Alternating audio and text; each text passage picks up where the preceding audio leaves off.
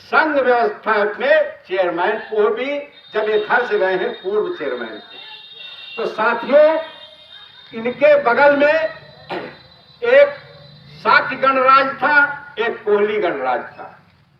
दोनों के बीच में बंटवारा रोहिणी नदी का था।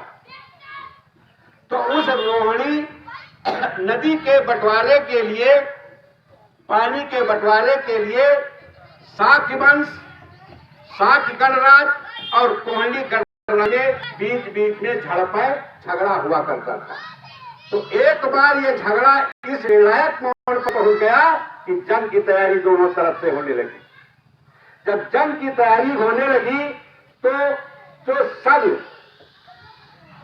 संघ निर्माण मैंने बताया, अभी सारे संघ के लोगों को बुलाया गया, शाक्य वंश के लोगों को, और उसमें ये निर्णय लिया गया कि अब कोहली गणराज से बराबर की लड़ाई हो जाना चाहिए। तो अकेले, चूंकि बुद्ध 20 वर्ष के हो चुके थे, तो बुद्ध ने अकेले उस संघ में विरोध किया था कि हर समस्या की जड़ लड़ाई नहीं है।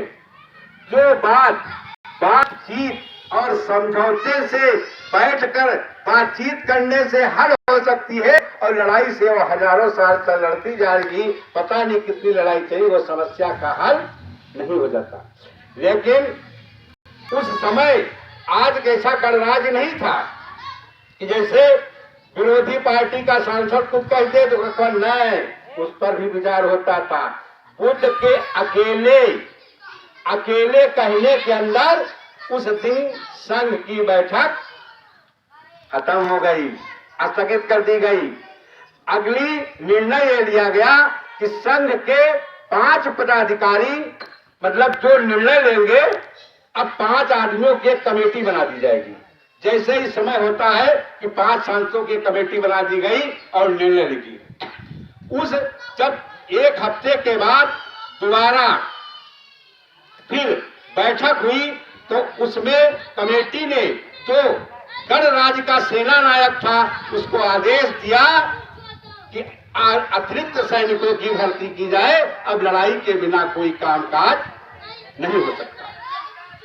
तो साथियों, तब भी बुद्ध ने अकेले उठकर इस बात का विरोध किया था कि लड़ाई अनिवार्य नहीं है। मैं फिर कह रहा हूं, कोहली समाज के वंश के लोगों से बैठकर बातचीत कर ली जाए, पानी के बंटवारे की समस्या हल हो जाए। तब संघ ने बुद्ध को यह आदेश दिया। उस समय आदेश था, जो संघ का आदेश नहीं मानता था उसको मृत्यु दंड दिया जाता था।